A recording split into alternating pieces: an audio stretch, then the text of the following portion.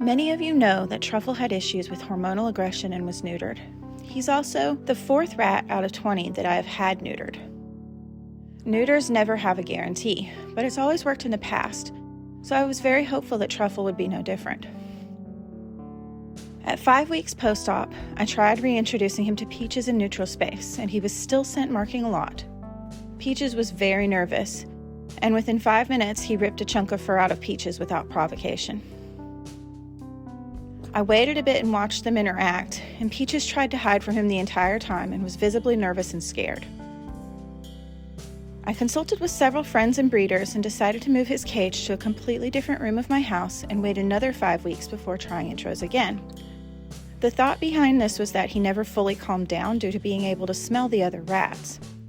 I upgraded him to the bigger bin cage at this time as well, due to not having the space for free roam safely in the schoolroom. At the end of 10 weeks, I decided to do a cage swap.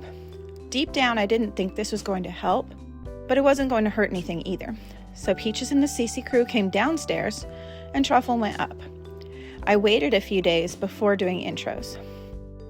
And then I set up the playpen in my schoolroom, making it as small as possible and in a neutral space.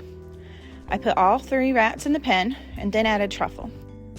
The first try went better. He didn't pull fur, but he acted like he wanted to, and he was still peeing on everyone. All 3 rats were constantly huddled together in a corner too. I waited about 30 minutes and then separated everyone. We had some errands to run, so I wasn't able to do another intro for a few hours, but when I did, Truffle pounced repeatedly on the other rats, who would freeze and squeak. Within 5 minutes, though, he pounced on Couscous, and despite constant squeaks of protest, he pulled a chunk of fur out of Couscous.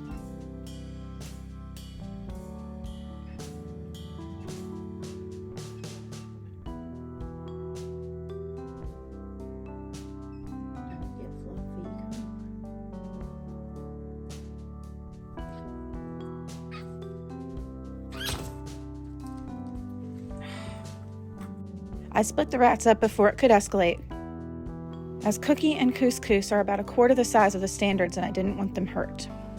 At this point, we were well past the time frame for there to still be hormones at play, and Truffle wasn't going to get along with the other rats.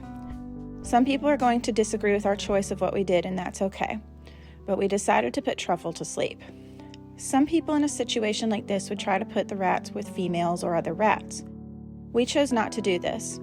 I didn't want to get females and get attached, only to have them not get along, and based on what I saw, I do not think that would have worked anyway.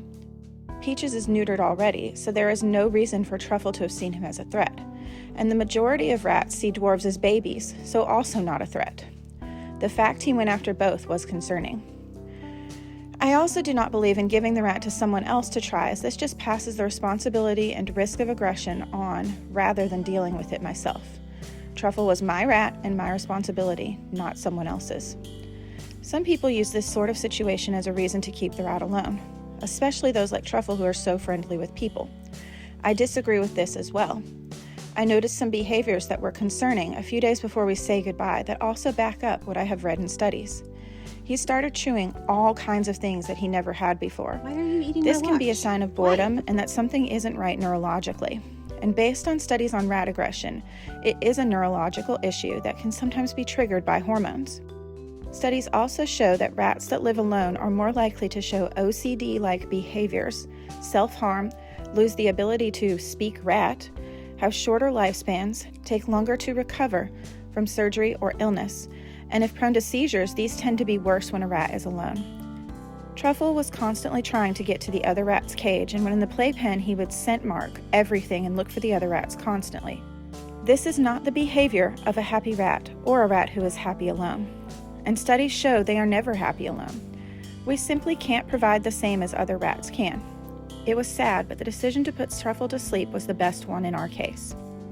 I know this is a sad update and I hate sharing those, but I like to be upfront about rat stuff, and it gives a small opportunity to talk about rat aggression as well.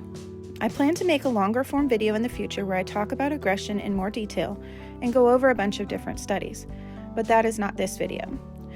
I am turning comments off at this time. I'm sorry to update you all like this. I hope the rest of your day is better. Thanks for watching. Bye.